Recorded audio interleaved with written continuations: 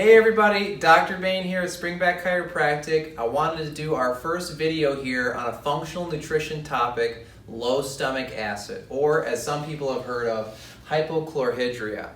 What this is it's a condition where the body isn't producing enough stomach acid. So I actually have a diagram I've drawn here. It's a pretty simple drawing, okay, of a stomach, all right? And I've got the stomach acid drawn in here. Now, here's the thing. Let me ask you if you have these symptoms.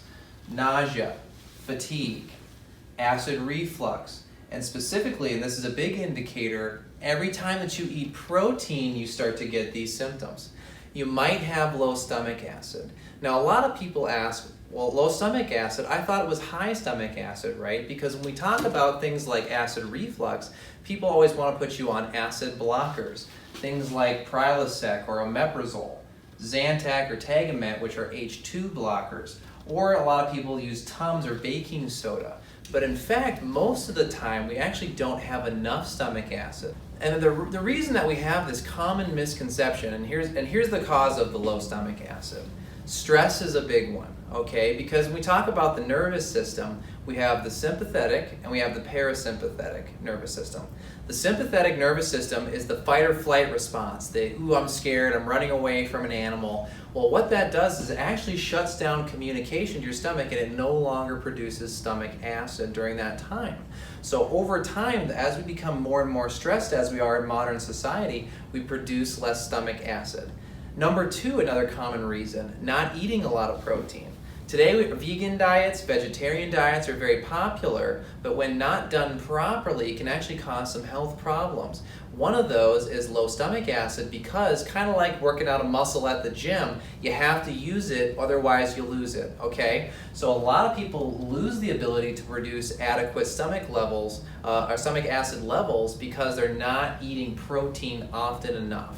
Okay, now here's why this is a problem if you have low stomach acid. Besides just experiencing acid reflux, okay, you get a lot of nutritional deficiencies.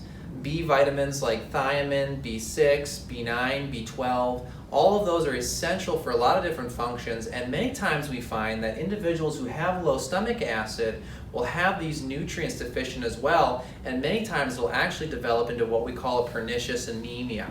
The second thing that also happens to a lot of folks, low iron levels, right? Or iron deficiency anemia, because you need to have adequate stomach acid levels in order to convert the iron from its inactive form into its active form in the body. So a lot of people will become iron deficient, specifically women, because they don't have enough stomach acid.